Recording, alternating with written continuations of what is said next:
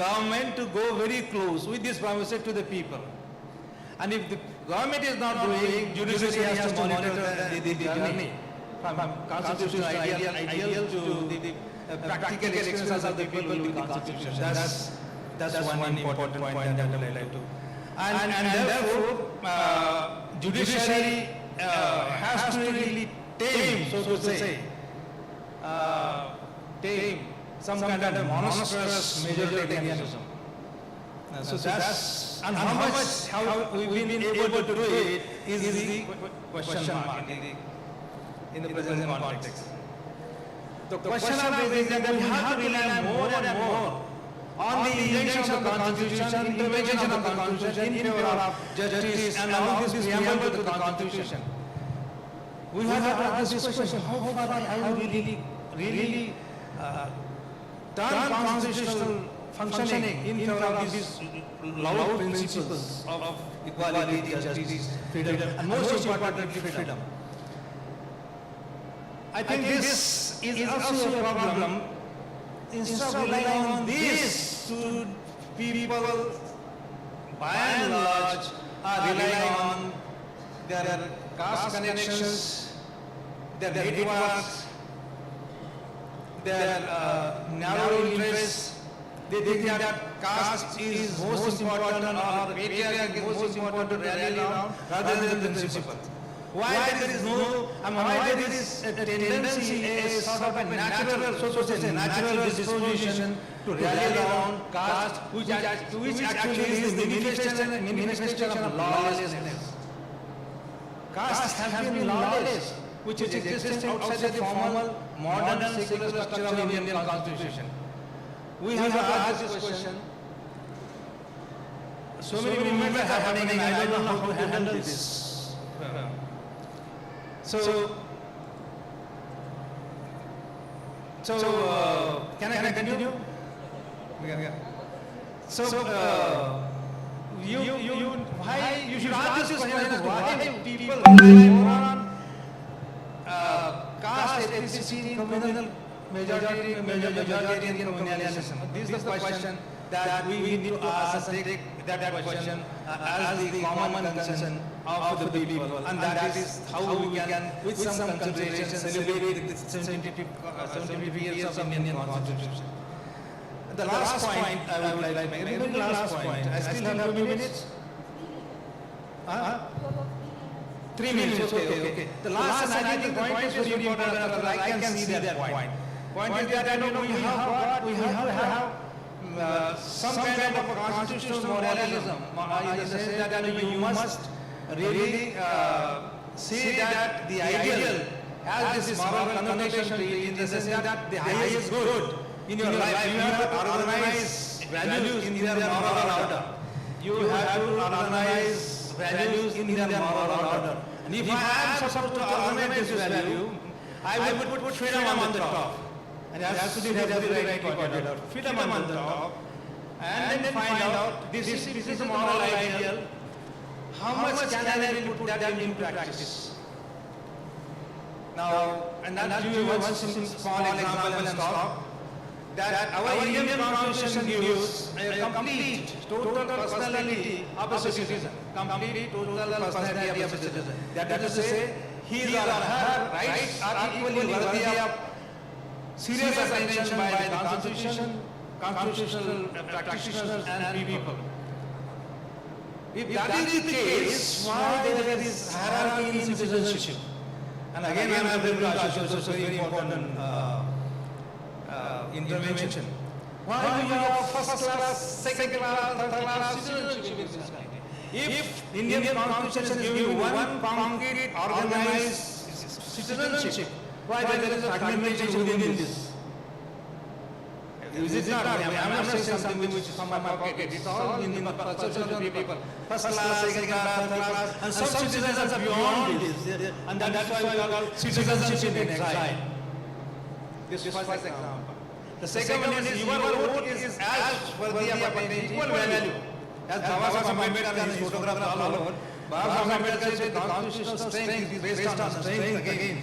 Based on your realization of one person, one one vote, one value, one person, one value. There are no different values in one person. But that is the case. Why somebody says that I don't want your vote? Why somebody says that means my vote doesn't have that equal worth. But we have seen in the campaign that I just don't want your vote. This is called monstrous majoritarianism, which comes from different sources. And this actually is a serious concern we are taking into consideration in the future. I think I'll stop here. That's it. Thank you very much. Thank you, Professor Sudhir. Sorry. I'm going to request Dr. Dilip to come forward, please, and to translate. Or right from there, if that's convenient. Yes.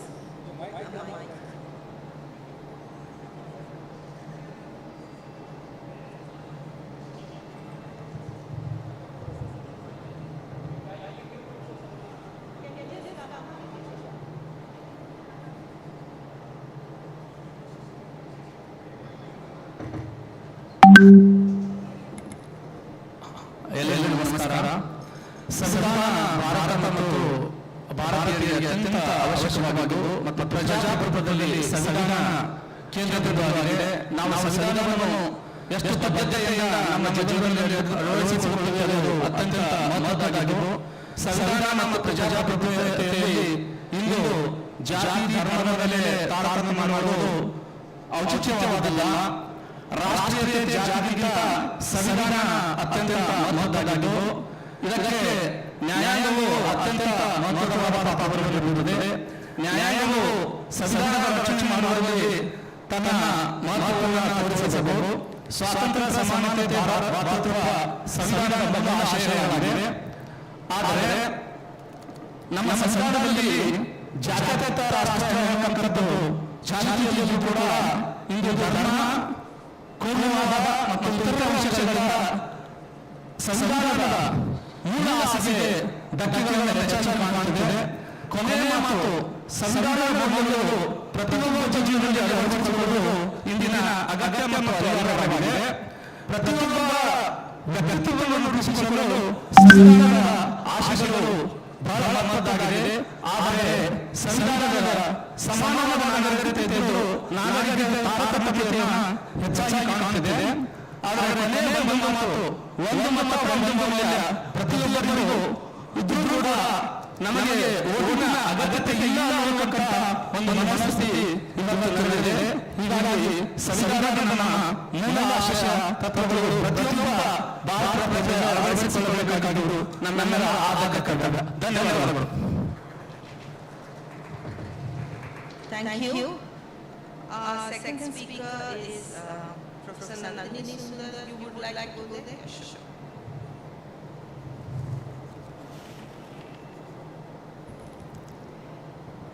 Hello everyone. Jai Hind, Johar, Namaskaram. I'm very grateful to the Government of Karnataka and NSIU for organizing this and for inviting me. Because like all of you, the Constitution is something that is very dear to me. The famous Kannada writer A.K. Ramananu talked about 300 Ramayanas, and how for every person who believes in Ram, there is a different Ramayana. For every community, there is a different Ramayana. The Constitution is somewhat like that. It has a basic structure, but has multiple variations across the length and breadth of the country. And for every citizen, there is a different Constitution based on their own experience of it in their lives, their own freedom of expression, of movement, of faith, and of citizenship. The Bhirs, the Adivasis of Rajasthan who sing about the Constitution. Gita से न चलता है न चलता कुरान से, चलता है देश हमारा भीम के संविधान से. The country does not run on the Quran or the Gita, it runs on the Constitution. The couple in Alwar who took their wedding vows on the Constitution. One Vivek Kumar in Bengaluru who I read about, who distributes copies of the Constitution on street corners. Shripati Tudu, who translated the constitution into the Santhali script of Old Chiki. The villagers of Jharkhand who inscribed passages of the constitution onto big stone slabs at the entrance to their village. The women of Shaheen Bagh who sat on Dharna for days to defend the constitution. The preamble reading assemblies all across the country, including Karnataka. Lawyers who argue in court to defend the rights of people who have been unjustly imprisoned, like the BK-16. Journalists who struggle for freedom of expression. Sanitation workers who have been demonstrating across the country saying, "Stop killing us." Farmers on the Punjab border. All of these are struggling they all have a unique experience of the Constitution, and yet they all come together to make our Constitution what it is. These histories of engagement go back to the making of the document itself. A common view of the Constitution is that it was a document prepared by elites, and it was then taught to ordinary citizens who had to learn how to be democratic. So for instance, Jayaprakash Narayan wrote in 1947 that the work of the Constituent Assembly has so far failed to enthuse the country or create adequate interest. But we know now from recent research on the making of the Constitution that ordinary people, then as now, were extraordinarily engaged with the Constitution. They wrote letters, they sent petitions on all kinds of topics: proportional representation, language, federalism. There were letters from the Northwest Frontier Province, from the Chittagong Hill Tracts before they became separated, from Rajahmundry, from Mysore, from Jharkhand. People were not indifferent to the Constitution being made in their name, and many of them had ideas of democracy that they wanted to impress on the Constitution makers. And it is this popular investment in Constitution making that gives it the legitimacy that it has. It's not because of those 340 people who sat on the Constituent Assembly or lawyers or the judiciary that we have, the Constitution is legitimate for us. But even if we were to focus just on the Constituent Assembly, behind each member of the Constituent Assembly was a whole movement. So in a sense, almost every single member was bringing in a wider constituency to whom they kept speaking. They were in constant dialogue with their own constituencies, and they spoke to them and for them. So the women members of the CA were not just representing themselves, they were representing the women's movement of the time. They brought in fundamental rights, Rajkumari Amrit Kaur, Hansa Mehta, all of them were representing a united Hindu, Muslim, Parsi, Christian women's movement. Jaipal Singh, the Adivasi leader from Jharkhand, even as he was touring Jharkhand with the members of the Partially Excluded Areas Committee, was also addressing massive rallies of 15,000 people. Ambedkar, Dr. B.R. Ambedkar, was not just, Dr. B.R. Ambedkar in the Constitution. He was the representative of a whole movement, of a whole community of people who had been suffering from disability and had created the Constitution through their struggles. So what would constitutionalism in the 21st century mean? It means that we look back, as Professor Krishnaswamy said, it means that we look back and that we look ahead. We revisit the hopes and aspirations at the time of framing, seeing what could have been, also seeing what worked and what didn't work, and having the imagination and daring to think of new ideas. Let me start by looking back to the 1931 Karachi Resolution, where the fundamental rights were first announced. Bhagat Singh and his comrades had just been executed. Gandhi had been released in prison after the Salt Satyagraha, and the Gandhi-Irwin Pact had just concluded. M.N. Roy, the communist leader, gave his list of fundamental rights to Nehru. Nehru and Gandhi discussed it, and the whole assembly passed the Karachi Resolution. What we have is a stirring document that promises, among other things, freedom of association and combination, freedom of speech and press. Now, not everything, and there are many, a lot of our fundamental rights date to that Karachi Resolution. Unfortunately, not everything desirable from the Karachi Resolution found its way into the fundamental rights in the Constitution, such as the right to primary education, which was dropped, and it came into our Constitution only much later. The Karachi Resolution also spoke of a living wage for industrial workers, healthy conditions of work, all of which people are still struggling for. it asked that military expenditure to be reduced to at least 1/2 of the present scale. So there were many visionary things then that we still need to look at, to pick up on, and to work on further. Another founding moment was the Objectives Resolution read out by Nehru on 13th December 1946, where he said, among other things, where he talked about the fundamental rights, he said, wherein shall be guaranteed and secured to all the people of India justice, social, economic, and political, equality of status, of opportunity, and before the law, freedom of thought, expression, belief, faith, worship, vocation, association, and action. And he went on to conclude, it is by this that this ancient land attains its rightful groups, that the Indian Republic attained its rightful place in the world. We were Vishwa Gurus because we cared about our people, and not through false readings of history and a false sense of victimhood. Building a temple at the site of a demolished mosque is not breaking the shackles of slavery. Those shackles were already broken in 1947 and abandoned in 1950 when we declared ourselves a republic. Yet another critical moment in the making of the Constitution was Dr. Ambedkar's speech of 4th November 1948, where he talks of constitutional morality. But an equally important point he made was on the need for the form of administration and the spirit of the Constitution to be compatible. You cannot have the old colonial laws against sedition or UAPA, the old colonial machinery of the police, and a legal system which keeps people behind bars for years, and a state which centralizes all powers, and still say you are following the Constitution. We gave far too little attention to the form of administration when discussing constitutional change. And of course, again, Dr. Ambedkar's speech of 25th November 1949, where he talks about the indivisible unity of the principles of fraternity, liberty, and equality.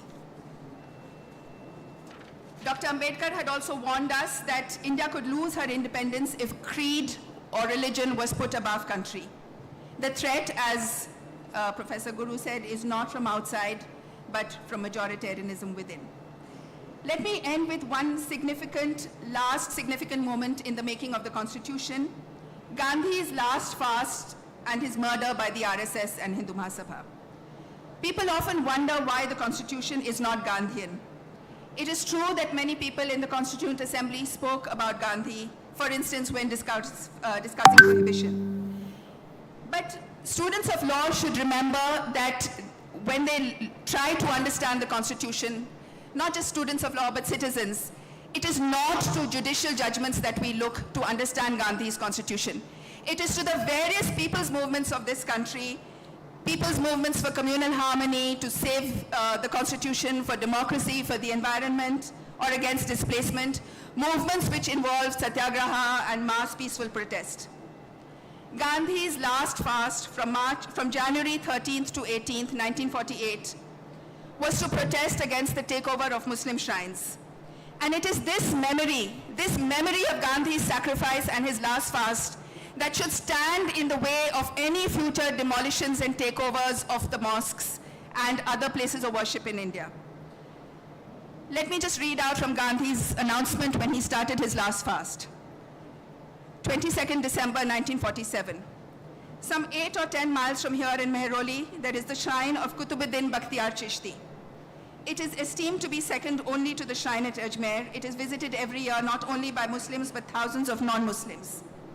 Last September, this shrine was subjected to the wrath of Hindu mobs. The Muslims living in the vicinity of the shrine for the last 800 years had to leave their homes. I mentioned this sad episode to you that though Muslims love the shrine, no Muslim can be found anywhere near it. It is a duty of Hindus, Sikhs, and the officials of the government to open the shrine and wash the stain off us. The same applies to other shrines and religious places of Muslims in and around Delhi. The time has come when both India and Pakistan must unequivocally declare to the majorities in each country that they will not tolerate desecration of religious places, be they small or big. They should also undertake to repair the places damaged during riots. So in my talk today, I have tried to show 3 things. First, that the Constitution is embedded in our lives, in all our lives. You for attending this seminar, all of us outside, so that destroying it will not be easy. Second, the value of looking back to key moments in the Constitution as a guide to the future, both practically and conceptually. And third, the need to bring back the spirit of what Gandhi, Ambedkar, Nehru, and all the citizens of this country then and now stood for: liberty, equality, and fraternity. Just the last. It's not surprising that, like the essay 300 Ramayanas, which was removed from the syllabus of the University of Delhi where I teach, the Constitution is in danger of being blacked out today. One cannot confine Lord Ram and confine him to one temple. One cannot capture the Constitution and say that everybody else is anti-national, that in the name of uniformity and following one version of the law, everybody else is wrong, that only one group or one party or one religion owns the country. In our website on academic freedom, indiaacademicfreedom.net, we have tabulated a long list of seminars on themes like democracy or the Constitution, which have been banned by different universities. It is now time to reclaim the Constitution and to reclaim the country. Thank you. Thank you, Professor Sundar. May I request Dr. Dilip to just present a short translation? Thank you. ಜೈ ಭೀಮ್ ಜೈ ಜೋಹಾರ್. ಪ್ರಜಾಪ್ರಭುತ್ವ ಪ್ರತಿಯೊಂದು ಸಂವಿಧಾನದ ಆದಿ ಮತ್ತು ಕೊನೆಯಾಗಿದೆ. ಸಿದ್ಧಾಂತದಿಂದ ಸಂವಿಧಾನ actually ವಕೀಲರು ಮತ್ತು ವರದಿಗಾರರು, ರೈತರು ಹಲವಾರು ಸಂವಿಧಾನಕ್ಕಾಗಿ ಹೋರಾಟ ಮಾಡ್ತಾ ಇದ್ದಾರೆ. ಬಿಕಾಸ್ ಸಂವಿಧಾನ ಇಲ್ಲದಿದ್ದರೆ ಆ ಹೋರಾಟಗಳಾಗ್ತಿರಲಿಲ್ಲ. ನಾವು ಪ್ರತಿಯೊಬ್ಬರು JP 1947ರಲ್ಲಿ ಪೂರ್ಣ ಸ್ವಾತಂತ್ರ್ಯದ ಬಗ್ಗೆ ಮಾತಾಡಿದ್ದಾರೆ, ರಾಜಮಂಡ್ರಿ, ಹೀಗೆ ಹಲವಾರು ದೇಶದ ವಿವಿಧ ಭಾಗಗಳಲ್ಲಿ ಸಂವಿಧಾನದ ಆಶಯ ಬಗ್ಗೆ ವರ್ಕ್ ಅನ್ನು ಮಾಡಿದ್ದಾರೆ. ಸಂವಿಧಾನ ಸಭೆಯಲ್ಲಿ ವಿಶೇಷವಾಗಿ ಇವತ್ತು ವಿವಿಧತೆಯಲ್ಲಿ ಏಕತೆ ಅಂತ ಹೇಳ್ತೇವೆ. ಆ ನಿಟ್ಟಿನಲ್ಲಿ ನಾವು ಸಂವಿಧಾನವನ್ನು ನೋಡಬೇಕಾಗಿದೆ. 21ನೇ ಶತಮಾನದಲ್ಲಿ ಸಂವಿಧಾನ ಮತ್ತೊಮ್ಮೆ ನಾವು ಪುನರ್ ಅವಲೋಕನ ಮಾಡ್ಕೊಳ್ಬೇಕಾಗಿದೆ. ಇಲ್ಲಿ ಭಗತ್ ಸಿಂಗ್, ಗಾಂಧಿ, ಹಲವಾರು ಜನರು ಮೂಲಭೂತ ಹಕ್ಕುಗಳು ಅನ್ನೋದು ಬಹಳ ಇಂಪಾರ್ಟೆಂಟ್. ಫಂಡಮೆಂಟಲ್ ರೈಟ್ಸ್, ಮೂಲಭೂತ ಹಕ್ಕು. ಅದ್ರ ಜೊತೆಗೆ ನಾವು ನಮ್ಮ ಖರ್ಚನ್ನ ಮಿಲಿಟರಿಗೆ ಮತ್ತು ಇತರಕ್ಕೆ ಮಾಡೋದಕ್ಕಿಂತ ಪ್ರಾಥಮಿಕ ಶಿಕ್ಷಣ ಮತ್ತು ಮಾನವ ಕಲ್ಯಾಣಕ್ಕಾಗಿ ವ್ಯಯ ಮಾಡಿದ್ರೆ ಅತ್ಯಂತ ಅದ್ಭುತ ಆಗುತ್ತೆ. ನೆಹರು ಹೇಳಿದ ಹಾಗೆ ಜಗತ್ತಿನಲ್ಲಿ ಶಾಂತಿ ಮತ್ತು ಮಾನವೀಯತೆ ತರುವುದು ಅತ್ಯಂತ ಅಗತ್ಯತೆ ಇದೆ, ಅದು ಸಂವಿಧಾನದಲ್ಲಿದೆ. ನಮ್ಮ ದೇಶ ವಿಶ್ವಗುರು ಆದದ್ದು ಆಕ್ಚುಲಿ ಸಂವಿಧಾನದಿಂದ ಹೊರತಾಗಿ ಯಾವುದೋ ಒಂದು ಶಕ್ತಿಯಿಂದ ಅಥವಾ ಧರ್ಮ, ಮಂದಿರ, ಮಸ್ಜಿದ ಅದರಿಂದಿಲ್ಲ. ಸಂವಿಧಾನ ವಿವಿಧತೆಯಲ್ಲಿ ಏಕತೆಯನ್ನ ಸಾರುತ್ತೆ. 1949ರಲ್ಲಿ ಡಾಕ್ಟರ್ ಬಾಬಾ ಸಾಹೇಬ್ ಅಂಬೇಡ್ಕರ್ ಅವರು ಹೇಳುವ ಹಾಗೆ ಅಸಮಾನತೆ ಹೀಗೆ ಮುಂದುವರೆದ್ರೆ ಅಥವಾ ಅಸಮಾನತೆ ಹೀಗೆ ಮುಂದುವರೆದರೆ ಈ ದೇಶ ಇನ್ನೊಮ್ಮೆ ಸ್ವಾತಂತ್ರ್ಯವನ್ನ ಕಳೆದುಕೊಳ್ಳುವಂತ ಸಾಧ್ಯತೆ ಇದೆ. ಹಾಗಾಗಿ ಇವತ್ತು ಗಾಂಧಿಯನ್ನ RSS ಹಿಂದೂ ಮಹಾಸಭಾ ಕೊಲೆ ಮಾಡಿರ್ಬೋದು, ಆದರೆ ತತ್ವ ಸಿದ್ಧಾಂತಗಳು ಸಾಯುವುದಿಲ್ಲ. ಸಂವಿಧಾನ ಕಾನೂನು ವಿದ್ಯಾರ್ಥಿಗಳಿಗಷ್ಟೇ ಸಂವಿಧಾನ ಮಾರ್ಗದರ್ಶನ ಅಲ್ಲ, ಪ್ರತಿಯೊಬ್ಬ ನಾಗರಿಕರು ಸಂವಿಧಾನ ಮಾರ್ಗದರ್ಶನವಾಗಿದೆ. ಪ್ರತಿಯೊಬ್ಬರು ಸಂವಿಧಾನದ ಮಹತ್ವವನ್ನು ಅರ್ಥೈಸಿಕೊಳ್ಬೇಕು ಮತ್ತು ಅಳವಡಿಸಿಕೊಳ್ಬೇಕು. ಕೊನೆಗೆ 3 ಮಾತು. ಸಂವಿಧಾನವನ್ನು ಆಲ್ರೆಡಿ ಚಾಲ್ತಿಯಲ್ಲಿದೆ, ಆದರೆ 2ನೇ ಮಾತು ಸಂವಿಧಾನದ ಮಾರ್ಗದರ್ಶನ ಮತ್ತು ಪ್ರಯೋಗ, ಪ್ರಾಕ್ಟಿಕಲಿಟಿಯಾಗಿ ನಾವು ಅಳವಡಿಸಿಕೊಳ್ಳುವುದು ಅತ್ಯಂತ ಜರೂರಿಯಾಗಿದೆ. ಮತ್ತೆ ಈ ರಾಷ್ಟ್ರ, ನಾವು ಭಾರತವನ್ನ ವಿವಿಧತೆಯಲ್ಲಿ ಏಕತೆಯಲ್ಲಿ ಕಾಣುವುದರಲ್ಲಿ ಸಂವಿಧಾನದ ಆಶೆಯನ್ನು ಅಡಗಿದೆ ಎನ್ನುವಂತ ಮಾತುಗಳನ್ನು ಆಡಿದ್ದಾರೆ. ಅವರಿಗೆ ಧನ್ಯವಾದಗಳು. ನಮಸ್ಕಾರ. Thank you, Dr. Dilip. I welcome Dr. Tarunabh Khaitan, who's joined us remotely. Hello. No, he's here. Yeah, we sit here. Yes, yes. Over to you, Professor Khaitan. Thank you very much for that. I hope you can hear me. I am very grateful to the Government of Karnataka and to the NLS for this kind invitation, and also my deep apologies for not being able to be present in person. It's a good segue for my presentation to follow Professor Guru and Professor Sundar, because what I'm going to speak is pretty much complementary to what they have already said. I'm going to share a presentation, and I hope you can see the screen now. Yeah. So I want, the French and the Haitian Revolution slogan of liberty, equality, and fraternity, but three important needs of human beings of having their will satisfied at least enough number of times, of having their basic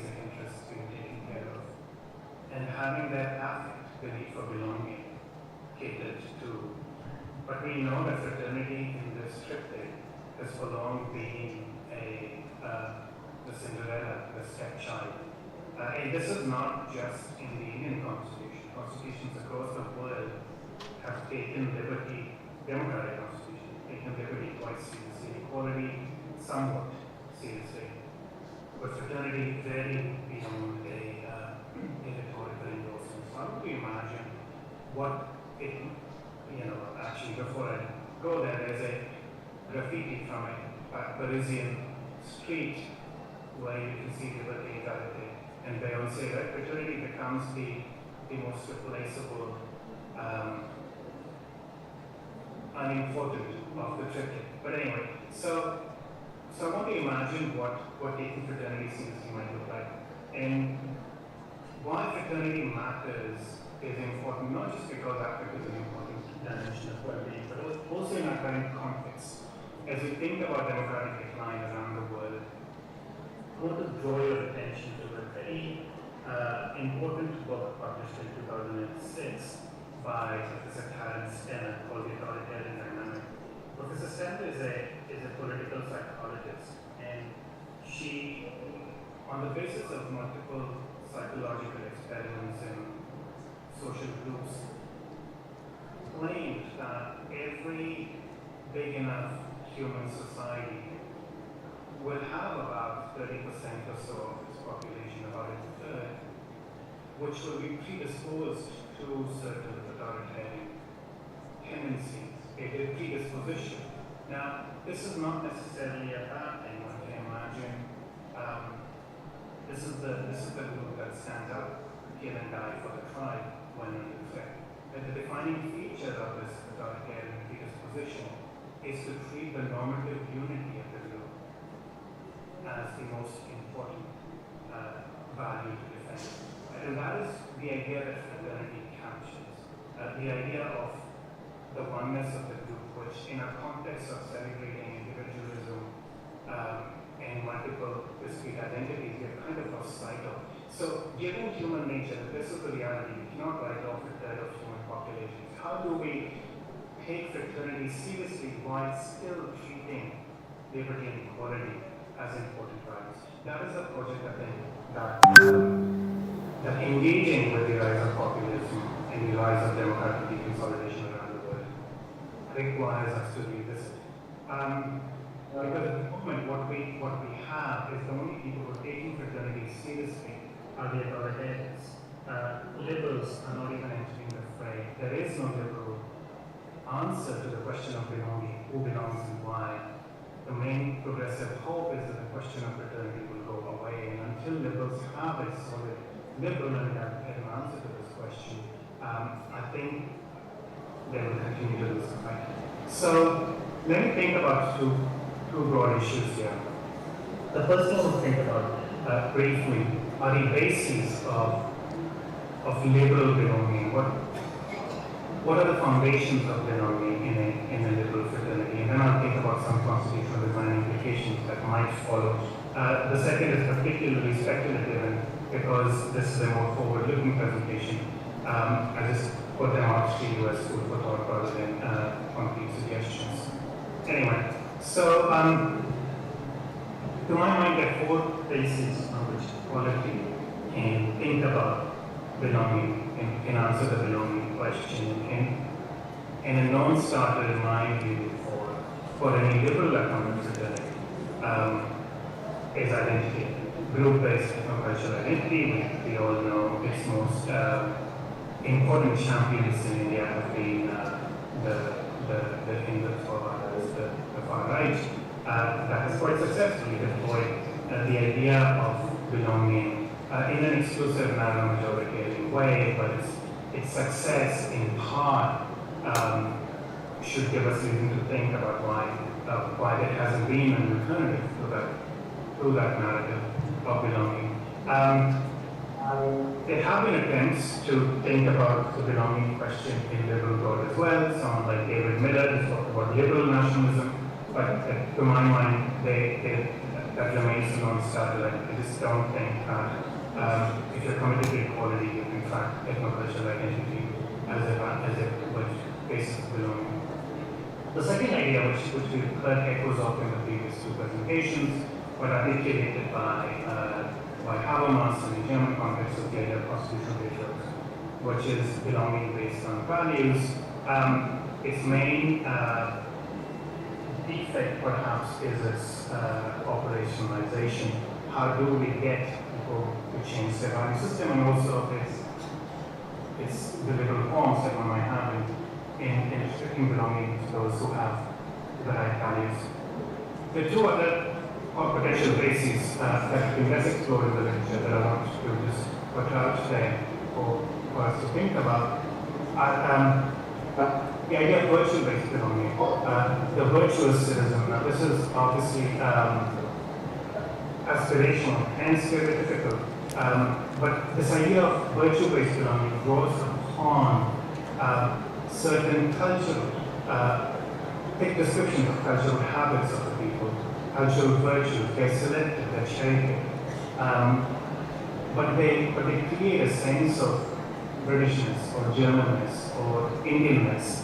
And here, as a speculative thought, I leave the idea of Hindustanian with you as a potential alternative to Hindutva.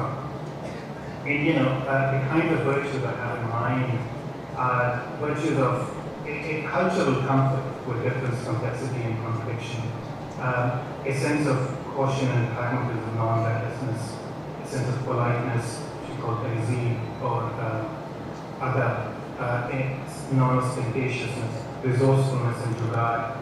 Anyway, whether you agree with this list or not is not the point. The point is that we have not seen a political mobilization of a virtue-based idea of citizenship, which can eventually be accounted to the Hindu narrative. And the final idea of belonging is behavioral, which is sacrificial behavior for the community. This mainly includes taxation and conscription. Taxation, so this proves you belong not because of what you believe or what you are, but what you do for the group. And here, taxation is less successful than conscription because because conscription includes a radical egalitarianism of sacrifice from everyone. And this is typically taken two forms. I'm exploring it, the possibility. Typically, it's either being conscription for military labor or productive labor, or I'm exploring the idea of care conscription, going upon ideas of Gandhi and Seva. But anyway, so these are sort of core bases of belonging. And I know that I'm probably running out of time, so I'll just quickly run through institutional design implications of what a constitution that takes liberty, equality, and fraternity seriously might look like. And it needs to think about things.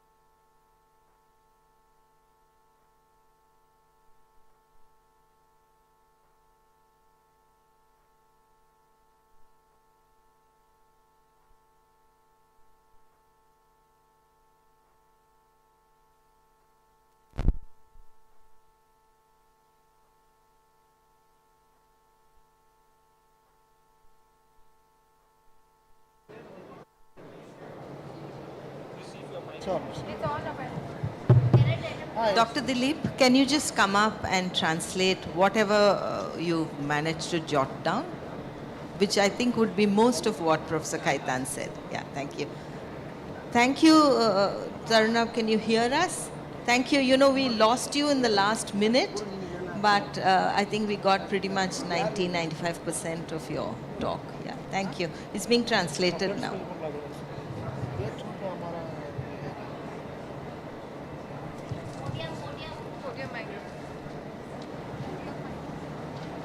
Hello it's okay ma'am. Tarun Chetan ಅವರು ಕರ್ನಾಟಕ ಸರ್ಕಾರ ಆಯೋಜಿಸಿರುವಕ್ಕಂಥ ಕಾರ್ಯಕ್ರಮ ಅತ್ಯಂತ ಮಹತ್ವದ್ದು. So ಪ್ರಜಾಪ್ರಭುತ್ವದ ಮೌಲ್ಯಗಳು ಸ್ವಾತಂತ್ರ್ಯ, ಸಮಾನತೆ, ಭಾತೃತ್ವ. ಭಾರತ ಸಂವಿಧಾನ ಜಗತ್ತಿನಲ್ಲಿ ಅತ್ಯಂತ ಪ್ರಮುಖವಾಗಿರಬೇಕಂಥದ್ದು. ಮತ್ತು ಪೊಲಿಟಿಕಲ್ ಸೈಕಾಲಜಿಸ್ಟ್, ರಾಜಕೀಯ ಮನೋವಿಜ್ಞಾನಿ, ಅಧಿಕಾರ ಯಾವಾಗಲೂ ಚಲನಶೀಲವಾಗುವುದು ಅಂತ ಮಾತುಗಳನ್ನು ಹೇಳಿದರು. ಜೊತೆಗೆ ಹಿಂದುತ್ವವಾದಿಗಳು ಪ್ರಜಾಪ್ರಭುತ್ವದ ಮತ್ತು ಸಾಂಸ್ಕೃತಿಕರಣ ಮತ್ತು ಗುರುತಿಸುವಿಕೆ ಈ ಒಂದು ಇದರಲ್ಲಿ ಮೌಲ್ಯಗಳನ್ನು ಏನಪ್ಪ ಪಲ್ಲಟವಾಗುತ್ತಿರುವುದು ಅಥವಾ ಈ ವರ್ಚುಸ್ ಪುಣ್ಯ ಪಾಪಗಳನ್ನು ಸೃಷ್ಟಿಸುವುದು, ಇದರಿಂದ ವರ್ತನೆಗಳ ಮೇಲೆ ಬಹಳ ಇಂಪ್ಯಾಕ್ಟ್ ಆಗ್ತಾ ಇದೆ. ನಮ್ಮ ನಿತ್ಯ ಜೀವನದಲ್ಲಿ ವರ್ತನೆಗಳ ಮೇಲೆ ಬಹಳ ಪರಿಣಾಮಕಾರಿ ಆಗ್ತಾ ಇದೆ. ಸೊ ಈ ಪರಿಣಾಮಕಾರಿಯನ್ನ ಆಕ್ಚುಲಿ ನಾವು ಆರ್ಥಿಕ ಡೆಮಾಕ್ರೆಟಿಕ್ ಮೌಲ್ಯಗಳು ಅಥವಾ ಪ್ರಜಾಪ್ರಭುತ್ವದ ಮೌಲ್ಯಗಳು ಆರ್ಥಿಕ, ರಾಜಕೀಯ, ಸಾಮಾಜಿಕ ಇವುಗಳು ಎಲ್ಲ ಕ್ಷೇತ್ರಗಳಲ್ಲಿಯೂ ನಮಗೆ ಅವಕಾಶಗಳು ಸಿಗಬೇಕು ಅನ್ನೋಕ್ಕಂಥ ಮಾತುಗಳನ್ನು ಹೇಳಿದ್ರು. ಜೊತೆಗೆ ರಾಜಕೀಯ ಪ್ರಜಾಪ್ರಭುತ್ವದಿಂದ ಶ್ರೇಣೀಕೃತವಾಗಿರುವಕ್ಕಂಥ ಮತದಾನದ ವ್ಯವಸ್ಥೆ, ಮತದಾನ ಕಡ್ಡಾಯ ಮಾಡಿರ್ಬೋದು, ಇತರರ ಅಪ್ರೆಸ್ಡ್ ಅಂದರೆ ಶೋಷಣೆಗೆ ಒಳಗಾಗಿರುವಕ್ಕಂಥವ್ರಿಗೆ ಒಂದು ಕಡ್ಡಾಯಗೊಳಿಸುವಕ್ಕಂಥ ಮತದಾನ ವ್ಯವಸ್ಥೆಯನ್ನು ಮಾಡಿದ್ದಾರೆ. ಅದು ಬಹಳ ಇಂಪಾರ್ಟೆಂಟ್. ಜೊತೆಗೆ ಹೋಲ್ ಅವರ ಥೀಮ್ ಏನಾಗಿತ್ತು ಅಂದರೆ ಪ್ರಜಾಪ್ರಭುತ್ವದ ಮೌಲ್ಯಗಳು, ಅದು ಅಕ್ಷರ, ಅನ್ನ, ಆರೋಗ್ಯ ಮತ್ತು ಇತರ ಎಲ್ಲ ಕ್ಷೇತ್ರಗಳಿಗೂ ಪ್ರಮುಖವಾದ ಮಹತ್ವ ಕೊಡಬೇಕು ಅನ್ನೋಕ್ಕಂಥ ಮಾತುಗಳನ್ನು ಚೇತನ್ ಅವರು ಆಡಿದ್ದಾರೆ. ಅವರಿಗೆ ಧನ್ಯವಾದಗಳು. ನಮಸ್ಕಾರ. Thank you, Dr. Dilip. I now invite Professor Sudhir Krishnaswamy.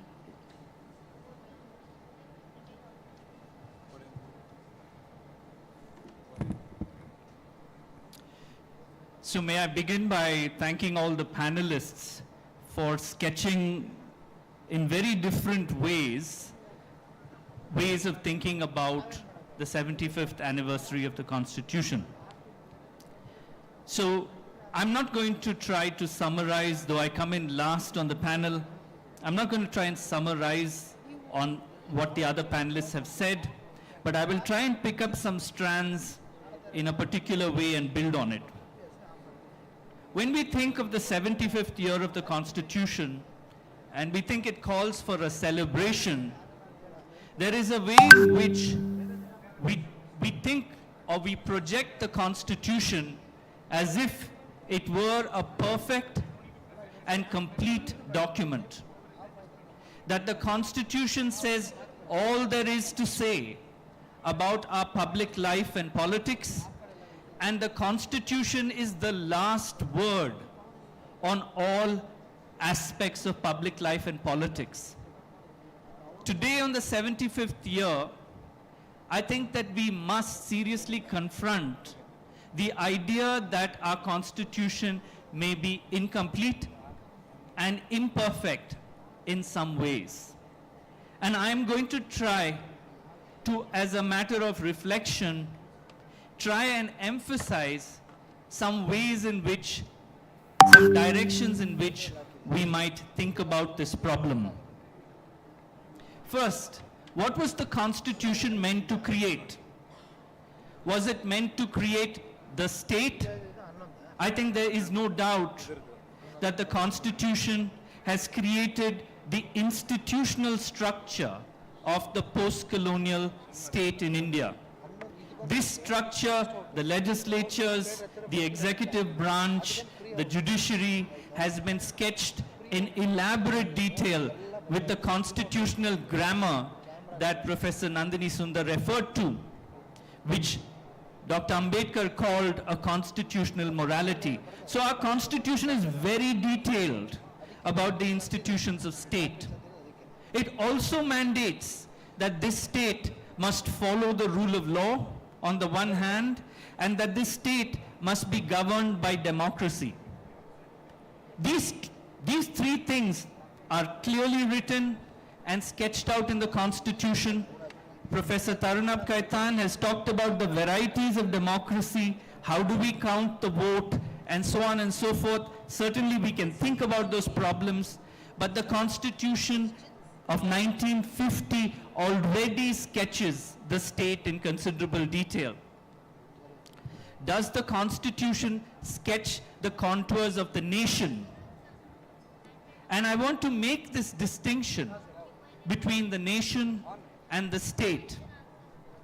Because on the imagination of the nation, the Constitution of India 1950 is surprisingly silent. It doesn't tell us what the history of pre-colonial India is.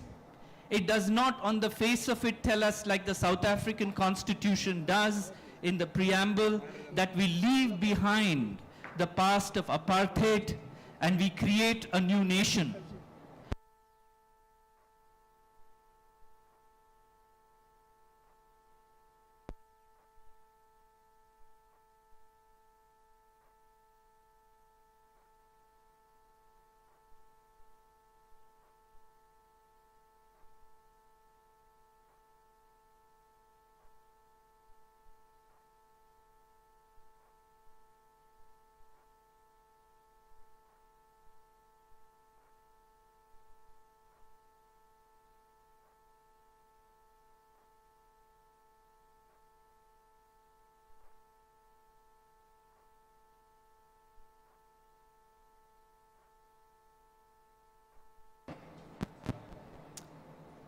Let me check. Thank you. So we have an imperfect miking system, and I'm suggesting we have an imperfect constitution in some ways. So the Constitution of India 1950 did not self-consciously declare what kind of nation was being built in 1950. There might be two reasons for this. One, that the framers of the Constitution thought that it was obvious that it was being created by the leaders of the freedom movement and the the thousands of social movements that found a voice in constitution making that Professor Nandini Sundar mentioned. They might have assumed who else created the Constitution of India 1950? But by not specifying that the Constitution was the creation of the freedom movement and the political and social movements of the period, and that it was a... yeah, you will have a time with questions, sir. That the Constitution, that Constitution makers thought that it was obvious at that point that this was reflected in the values chosen in the Constitution, that they did not say it expressly either in the preamble or in the text of the Constitution. Today we stand at a juncture where the nation may be potentially redefined while the Constitution remains the same. This possibility is a possibility that the framers of the Constitution may not have thought about in 1950, but it's a possibility that is real and present before us, and we have to understand that the task of national definition, and Professor Tarunabh mentioned already what those imaginations are, is a task that falls to us in this generation, in this time, to shape that national definition. Does the Constitution have anything to say about this?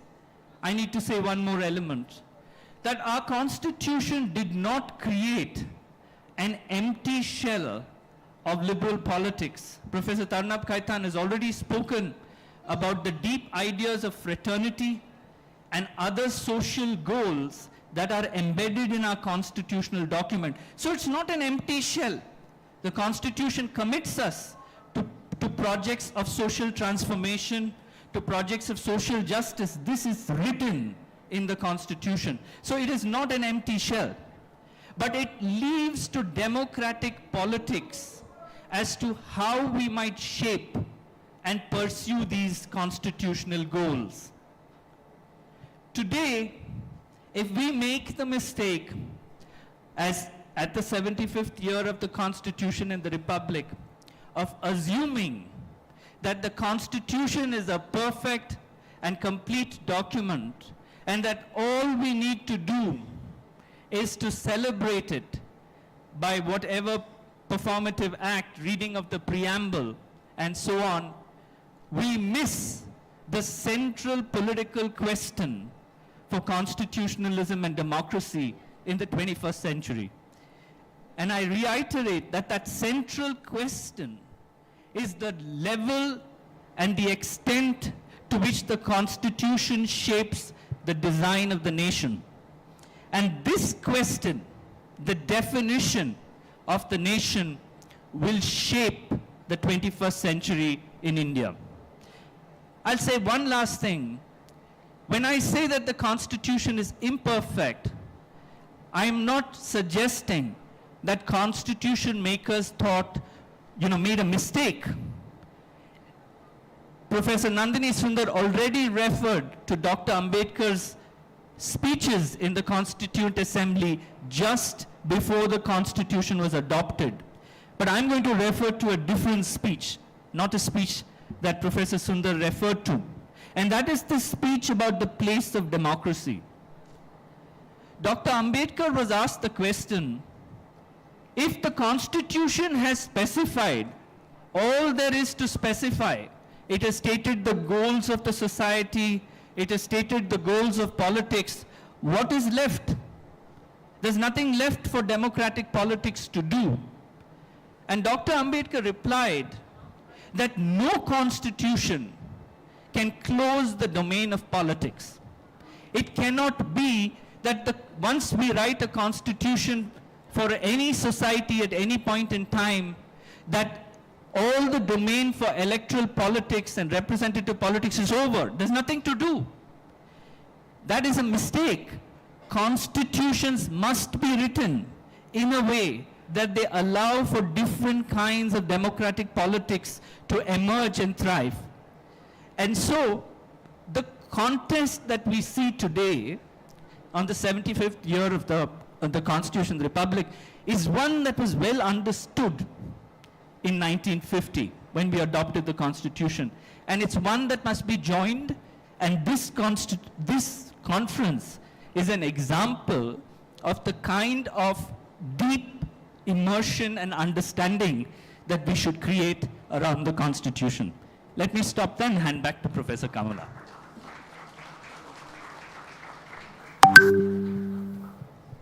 Thank you, Professor Krishnaswamy. May I request Dr. Dilip to translate?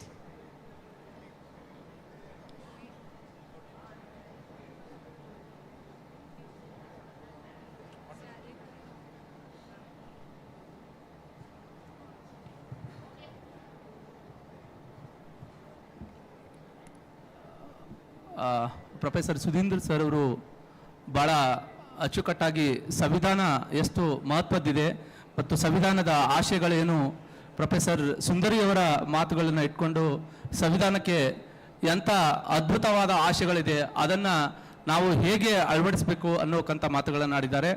So ಅವರಿಗೆ ಧನ್ಯವಾದಗಳು.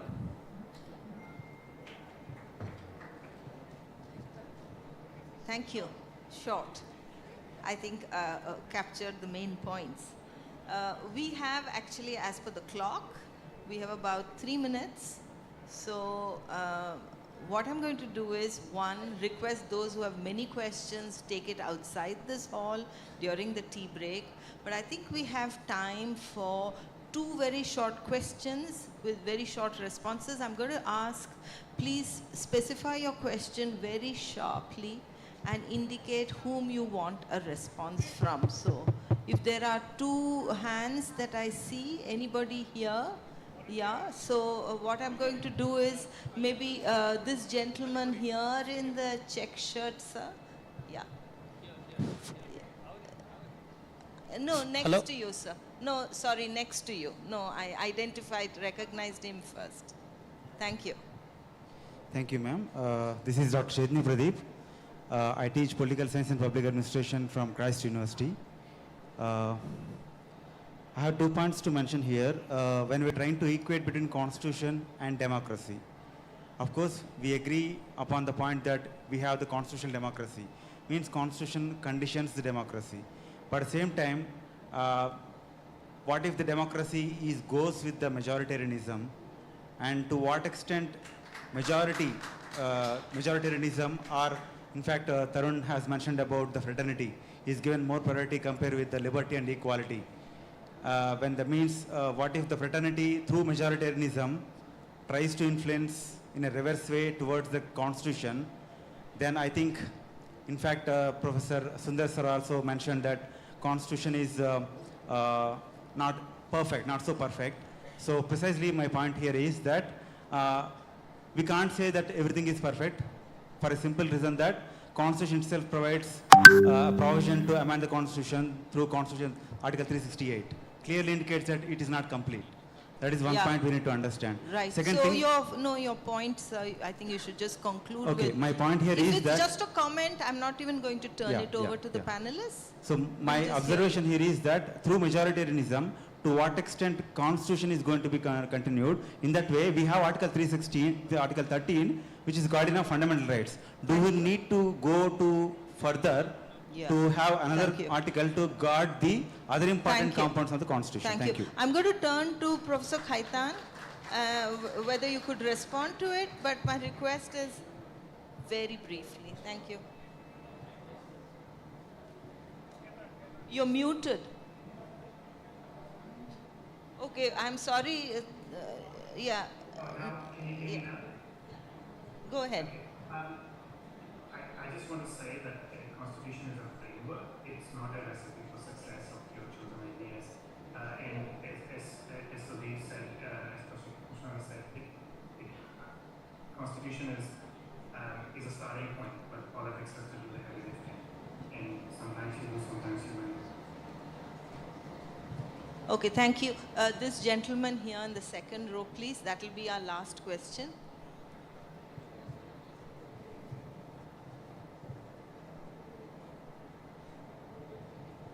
Thank you very much. I consider that the main purpose of this constitution, national unity of India, was social equality and economic justice for all citizens of India. Why it has not happened in the last 75 years? This is my question. Who is responsible? Can anyone answer? Who would like to take that? Would you like to? Professor Gopal?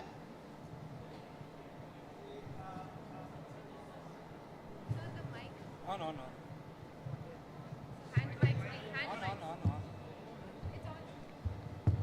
I think I would like to quickly respond to, No more I think- questions. No more questions. let me speak and then you can speak later on. Now, this social justice is important, as you very rightly said, and that is what we should really focus our attention on. But the point Professor Sudhir Krishnaswamy is raising is important, and I would like to engage with him. Now, what is the adequacy of the criticism, and against whom are we criticizing? This is one question. Now, the question in this country is today that whatever is given in the Constitution, is it really adequate to answer the Constitution which is in the minds of the people, the Manuvadi Constitution? If our Constitution is actually sufficiently responding to that kind of a Constitution, then we should actually think about it at the moment and not actually think about incompleteness is fine. No document is actually perfect. And that is what Babasaheb Ambedkar said. But you know, every improvisation in Constitution has to move in terms of in terms of the realization of higher goals of freedom, equality, dignity. So our focus of criticism has to be in terms of this realization of the goals. Thank Well- you. Thank you. Since you mentioned Professor Krishnaswamy, I'm going to allow him to just respond. Yeah.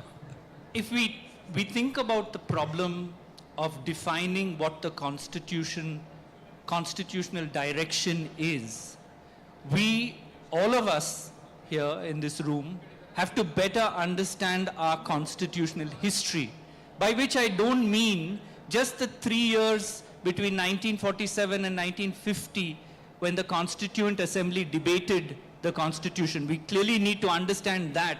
But we have to understand that the Constitution of India 1950 was produced by 100 years of political struggle that came before it. If we don't understand, and that I'm going to Professor Gopal Guru's point, that it is produced by that social ferment and that political struggle, then we tend to think of the Constitution as if it was a magically produced document. Right? How is it that we wrote what we wrote? I don't think that the choices made in the Constitution, in this sense, are accidental choices. They were very deliberately chosen options. There were many options. Now, not every option might be the perfect option, but those options were chosen as a product of 100 years of political struggle that came before 1947. And I think that kind of understanding of our Constitution is what is necessary if we are going to critically ask what is an improvement. You asked that question, sir. Professor Gopal Guru said, what is an improvement of the Constitution? What is an improvement of the Constitution can be one that better advances the 100 years of political struggle that made the 1950 Constitution. That's the perspective and the measure of change. Thank you. Sir? Thank you. Sir, if you don't mind, because we're way over time, I'm going to request you to discuss with whomever you want to outside, but I want to thank all the speakers today, all the 4 speakers today, Dr. Dilip for his translation, because I think this has set out so many important questions, which I'm sure in the sessions that are going to follow and in the other parallel sessions that happen. So this is sort of like setting the agenda, as it were, for this day and tomorrow to come, and actually outside this room even more importantly. So let me just, by virtue of just moderating this discussion, just invite all of us to take part in what is probably a very historic time for us in this country and for our children and the future going forward. Thank you.